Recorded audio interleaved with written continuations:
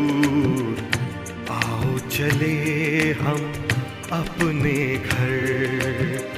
देह की मिट्टी से बड़ी दूर, आओ चले हम अपने घर। चांद तारों से दूर, इन नजारों से दूर, चांद तारों से दूर, इन नजारों से दूर।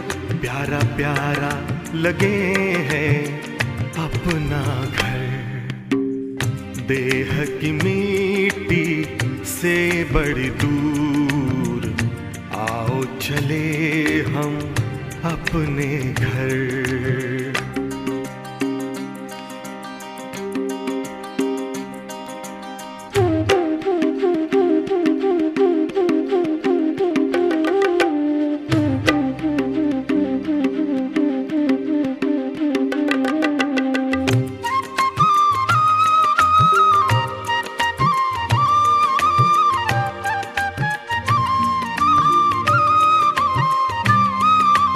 जहाँ रहते हैं प्यारे प्यारे शिव बाबा, ज्योति स्वरूप उनका मन में है मेरे जागा। जहाँ रहते हैं प्यारे प्यारे शिव बाबा, ज्योति स्वरूप उनका मन में है मेरे जागा। सबसे निराला रूप है उनका, जग पे है छाया जादू जिनका। चांद तारों से दूर, इन नजारों से दूर, प्यारा प्यारा लगे है अपना घर। देह की मिट्टी से बड़ी दूर, आओ चले हम अपने घर।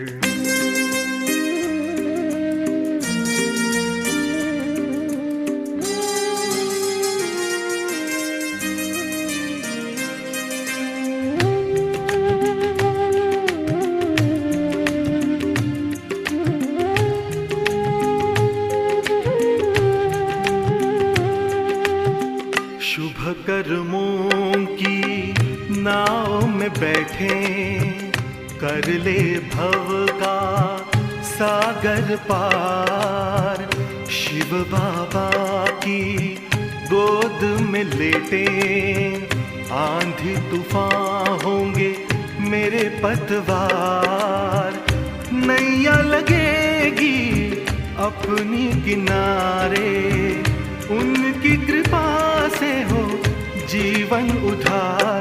चांद तारों से दूर, इन नजारों से दूर, प्यारा प्यारा लगे हैं अपना घर। देह की मिट्टी से बड़ी दूर, आओ चले हम अपने घर। चांद तारों से दूर, इन नजारों से दूर, प्यारा प्यारा लगे हैं अपना घर।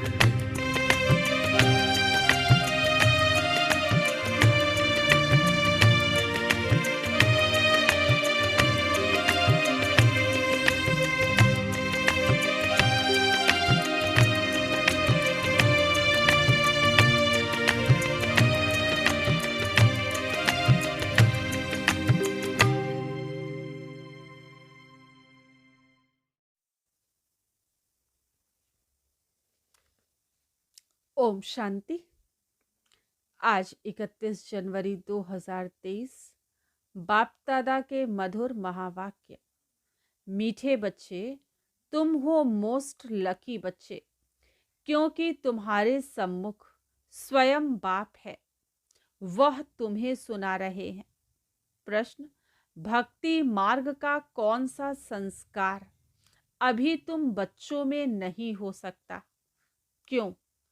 उत्तर: भक्ति मार्ग में जिस भी देवी या देवता के पास जाएंगे, उससे कुछ ना कुछ मांगते ही रहेंगे। किसी से धन मांगेंगे, किसी से पुत्र मांगेंगे।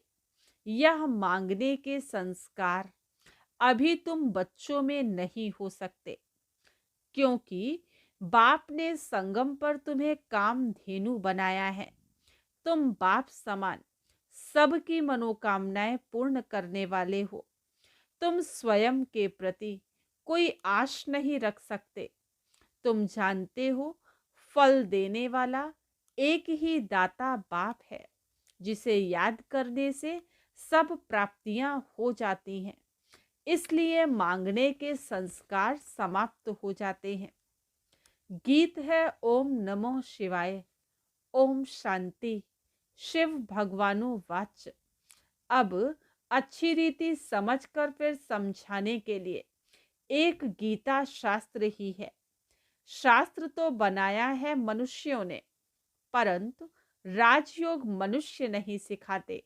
बाप कहते हैं, मैं ही 5000 वर्ष पहले भी तुम भारतवासी सिकीलधे बच्चों को राजयोग सिखाया था। सिकीलधे का अर्थ तो समझाया है कि तुम ही पूरे 84 जन्म लेकर फिर आए मिले हो। 5000 वर्ष पहले भी तुम मिले थे और तुम आकर ब्रह्मामुख वंशावली अर्थात ब्राह्मण ब्राह्मणी बने थे। बाप डायरेक्ट बोलते हैं, वह गीता पाठी आदि यह बातें नहीं करेंगे। बाप डायरेक्ट समझा कर गए थे, फिर भक्ति मार्ग से शास्त्र बनाते हैं। अब ड्रामा पूरा होता है, फिर बाप आया है।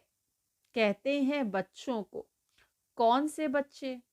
कहते हैं खास तुम और आम सारी दुनिया। तुम अभी सम्मुख हो। तुमको बैठ बाबा ने अपना परिचय दिया है। यह राजयोग तुमको और कोई सिखला ना सके। बाप ने ही पहले योग सिखलाया था, अब सिखला रहे हैं, जिससे तुम फिर राजाओं का राजा बनेंगे और कोई स्वर्ग का मालिक बना ना सके।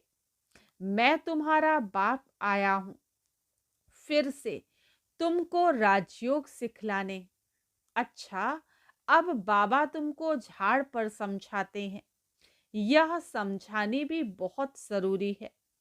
इनको कल्प वृक्ष कहा जाता है। बाप कहते हैं, यह मनुष्य सृष्टि रूपी झाड़ कल्प वृक्ष है। वह गीता सुनाने वाले कहेंगे, भगवान ने यह कहा था, और तुम कहेंगे भगवान कह रहा है। यह है मनुष्य सृष्टि का झाड़। इसमें कोई फल फ्रूट आम आदि नहीं है। उस फल फ्रूट का झाड़ जो होता है, उनका बीज नीचे, झाड़ ऊपर में होता है। इनका बीज ऊपर और झाड़ नीचे है। कहते भी हैं, ईश्वर ने हमको पैदा किया है, अर्थात बाप ने बच्चे दिए हैं, बाप ने धन दिया है। बाबा, आप हमारे सब दुख दूर करो। बाबा बाबा कहते रहते हैं। लक्ष्मी नारायण के आगे जाते हैं, उनसे भी मांगते हैं, महालक्ष्मी हमको धन दो। ये सब मांगने के संस्कार हैं। जगत अम्बा से कोई पुत्र मांगेंगे तो कोई कहेंगे हमारी बीमारी दूर करो। लक्ष्मी के आगे ऐसी आशाएं नहीं रखेंगे। उनसे सिर्फ धन मांगते हैं। यह तो तुम जानते हो। जगत अम्बा सो लक्ष्मी सो फिर 84 जन्मों का चक्र लगाकर फिर जगत अम्बा बनती है। झाड़ में देखो, जगत अम्बा बैठी है। यही फिर महारानी बनेंगी जरूर। तुम बच्चे भी राजधानी में आएंगे। तुम कल्प वृक्ष के नीचे बैठे हो, संगम पर फाउंडेशन लगा रहे हो। कामधेनु के तुम बच्चे ही सबकी मनोकामना पूर्ण करने वाले हो। तुम भारत माता शक्ति सेना हो। इसमें पांडव भी हैं। बच्चों को समझाया गया है कि याद एक बाप को ही करना है। देने वाला एक बाप है। भल तुम किसकी भी भक्ति करो, किसको भी याद करो, परंतु फल देने वाला फिर भी एक ही दाता है, वही सब कुछ देता है। भक्ति मार्ग में तुम श्री नारायण की, श्री कृष्ण की पूजा करते हो, श्री कृष्ण को झुलाते भी हो, प्यार करते हो। उनसे तुम क्या मांगेंगे? तुम चाहते हो हम उनकी राजधानी में जाएं, अथवा हमको श्री कृष्ण जैसा बच्चा मिले। गाते हैं, भजो राधे गोविंद, चलो वृंदावन। जहां राज्य भाग्य करते थे वैकुंठ में, उस समय कोई भी अप्राप्ति नहीं होती। श्री कृष्ण के राज्य को याद तो बहुत करते हैं। भारत में जब श्री कृष्ण का राज्य था तो और कोई राज्य नहीं था। अब बाप आए हैं, कहते हैं चलो कृष्णपुरी में, चलकर श्री कृष्ण की पत्नी बनो या राधे का पति बनो। बात एक ही है, वहां विष नहीं मिलेगा। वह है ही संपूर्ण निर्विकारी दुनिया। अभी तुम स्टूडेंट हो, पढ़ रहे हो नर से नारायण, बेगर से प्रिंस बनने के लिए। यहाँ भल कोई करोड़पति हैं, 50 करोड़ हैं, लेकिन तुम्हारी भेंट में वह गरीब हैं, क्योंकि यह सब उनका धन मिट्टी में मिल जाना है। कुछ भी साथ नहीं चलेगा, हाथ खाली जाएंगे। तुम तो हाथ भरतू करके जाते हो 21 जन्मों के लिए। अभी तुम राजयोग सीख रहे हो, फिर सतयुग में आकर राज्य करेंगे। तुम पुनर्जन्म लेते वर्णों में आते रहते हो। सतयुग में है 16 कला, त्रेता में है 14 कला। फिर भक्ति मार्ग शुरू होता है। फिर इब्राहिम बुद्ध आते हैं। क्राइस्ट के 3000 वर्ष पहले देवी देवताओं का राज्य था। अब सारा झाड़ जर्जरी भूत अवस्था को पाया हुआ है। अभी तुम कल्प वृक्ष के नीचे संगम पर बैठे हो।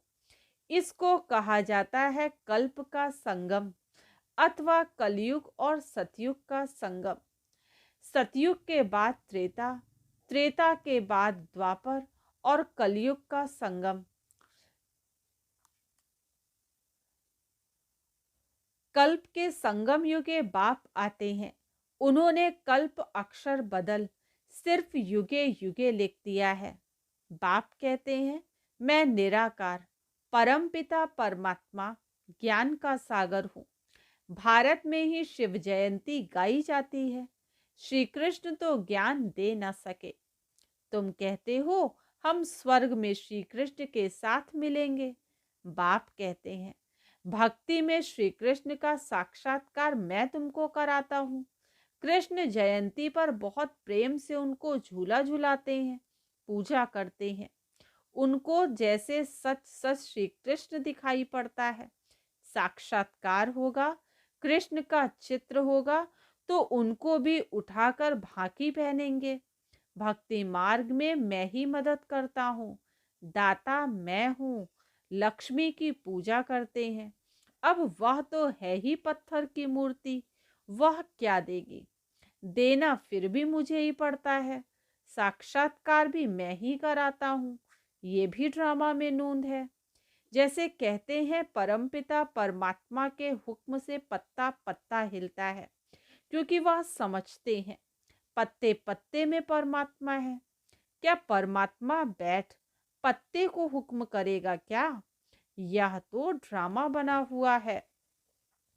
अभी तुम जैसी एक्ट कर रहे हो, वह कल्प के बाद भी तुम ऐसे ही करेंगे। जो कुछ शूटिंग में शूट हुआ वही चलेगा, उसमें कुछ भी फर्क नहीं पड़ सकता। ड्रामा को भी अच्छी रीति समझना है। बाप समझाते हैं बेहद का सुख कल्प कल्प भारत को ही मिलता है, परंतु जो ब्राह्मण बनते हैं वही वर्णों में आते हैं, 84 जन्म लेते हैं। फिर औरों के जन्म नंबर वार कम होते जाएंगे। कितने छोटे छोटे मठ पंथ हैं, भल उन्हों की महिमा है, क्योंकि पवित्र हैं। स्वर्ग का रचयिता तो है बाप, और कोई मनुष्य थोड़े ही स्वर्ग रचेगा। फिर राजयोग भी कोई सिखलावे, फिर राजयोग भी कोई सिखलावे। अभी तुम कृष्णपुरी में जाने के लिए राजयोग सीख रहे हो। पुरुषार्थ हमेशा ऊंचा करना चाहिए। तुम कहते हो श्री कृष्ण जैसा बच्चा मिले, श्री कृष्ण जैसा पति मिले। श्री कृष्ण ही श्री नारायण बनता है, फिर श्री कृष्ण जैसा क्यों कहते? तुमको तो कहना चाहिए नारायण जैसा पति मिले। नारद ने भी कहा हम लक्ष्मी को वरें, राधे के लिए नहीं कहा।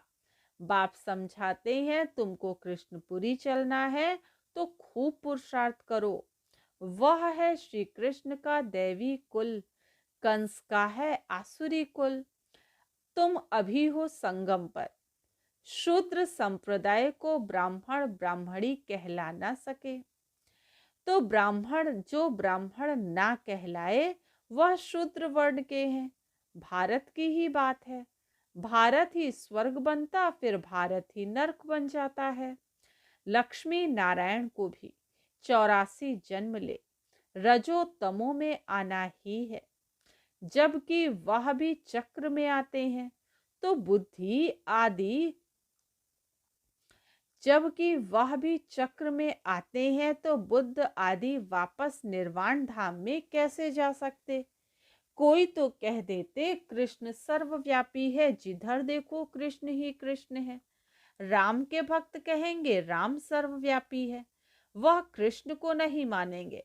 बाबा के पास एक राधापंथी आया था, कहता था राधे ही राधे, राधे हाजिरा हजूर है, तेरे में मेरे में राधे ही राधे है।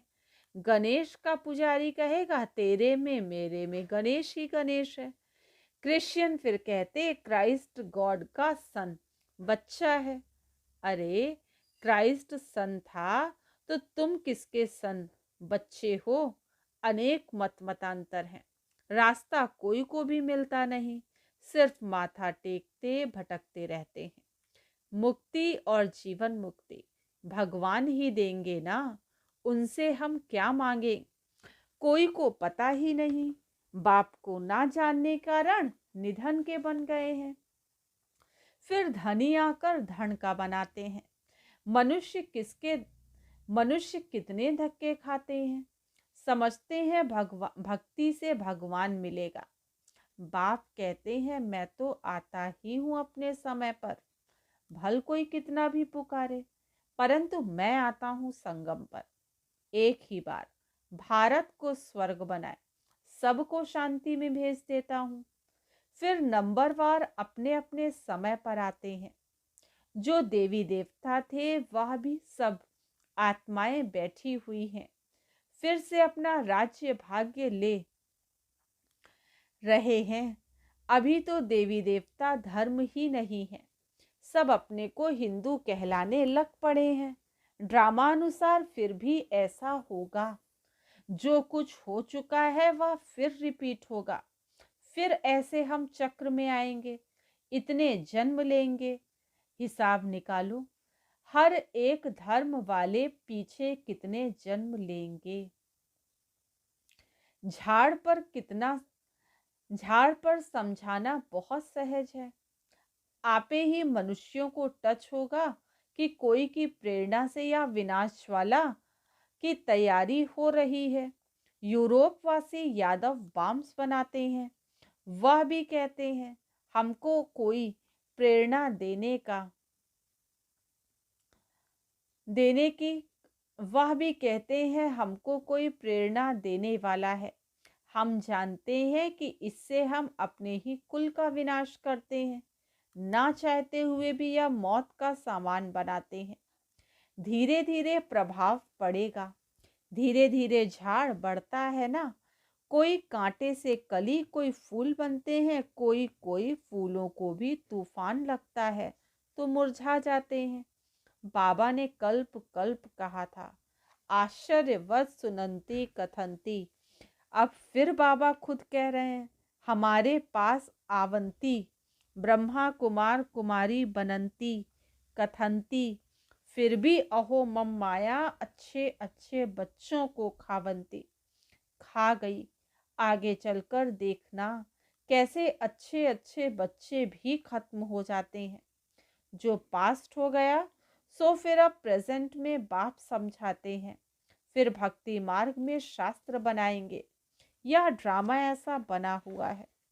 अब बाप आकर ब्रह्मा द्वारा सभी वेदों शास्त्रों का सार समझा रहे हैं। जो धर्म स्थापन करते हैं उनके नाम पर ही शास्त्र बनाते हैं, उनको धर्म शास्त्र कहा जाता है। देवी देवता धर्म का शास्त्र एक ही गीता है। हर एक धर्म का एक शास्त्र होना चाहिए। श्रीमद् भगवद गीता ठीक है, भगवानुवाच्य है। भगवान ने आदि सनातन देवी देवता धर्म की स्थापना की है। यह है सबसे प्राचीन धर्म। हर एक धर्म का अपना अपना शास्त्र है और पढ़ते रहते हैं। अभी तुम देवता बनते हो, लेकिन तुमको शास्त्र पढ़ने की दरकार नहीं। वहां शास्त्र होता ही नहीं। यह सब खत्म हो जाएंगे। फिर गीता कहाँ से आई? द्वापर में बैठ मनुष्यों ने बनाई।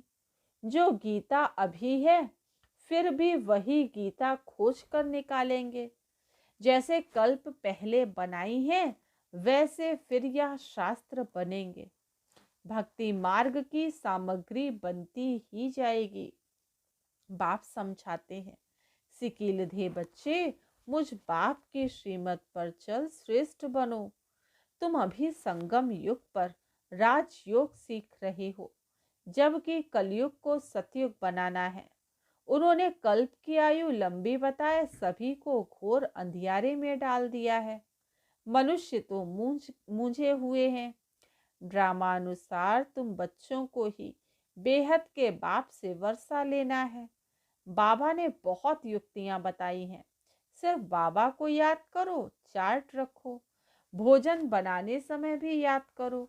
भोजन बनाने समय पति बच्चा याद पड़ता है, तो शिव बाबा क्यों नहीं याद पड़ सकता? ये तुम्हारा काम है। बाबा बुद्धि की सीढ़ी देते हैं, फिर चढ़ो ना चढ़ो, ये है तुम्हारा काम। जितना याद करेंगे उतनी सीढ़ी चढ़ते जाएंगे, नहीं तो इतना सुख नहीं मिलेगा। अच्छा, मीठे मीठे सिकीलधे अर्थात 5000 वर्ष के बाद फिर आए मिले हुए बच्चों को नंबरवार पुरुषार्थ अनुसार माता पिता बाप दादा का याद प्यार और गुड मॉर्निंग। मीठे मीठे रूहानी बाप का रूहानी बच्चों को नमस्ते।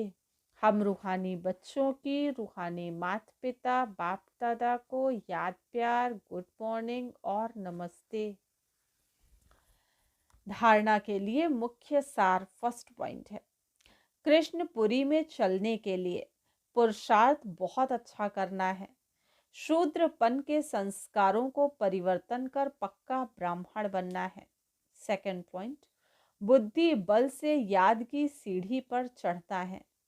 सीढ़ी चढ़ने से ही अपार सुख का अनुभव होगा। वरदान, अटेंशन और चेकिंग की विधि द्वारा व्यर्थ के खाते को समाप्त करने वाले मास्टर सर्वशक्तिमान भव। अटेंशन और चेकिंग की विधि द्वारा व्यर्थ के खाते को समाप्त करने वाले मास्टर सर्वशक्तिमान भव। ब्राह्मण जीवन में व्यर्थ संकल्प, व्यर्थ बोल, व्यर्थ कर्म, बहुत समय व्यर्थ गंवा देते हैं। जितनी कमाई करने चाहो उतनी नहीं कर सकते। व्यर्थ का खाता समर्थ बनने नहीं देता। इसलिए सदा इस स्मृति में रहो कि मैं मास्टर सर्वशक्तिमान हूँ।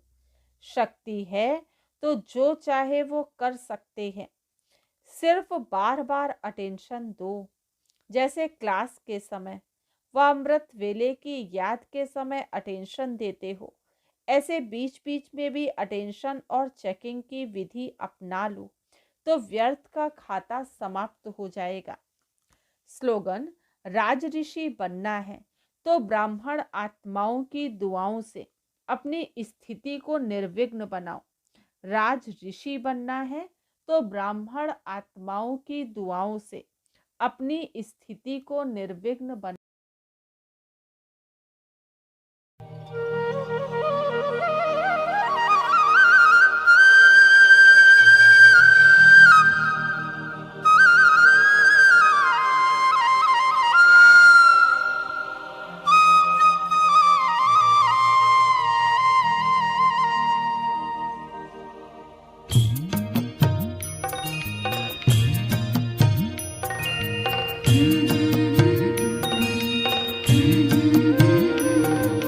बाबा तेरी मीठी मुरली की धुन सुन कर के मन हर्षाए, हो सुन कर के मन हर्षाए।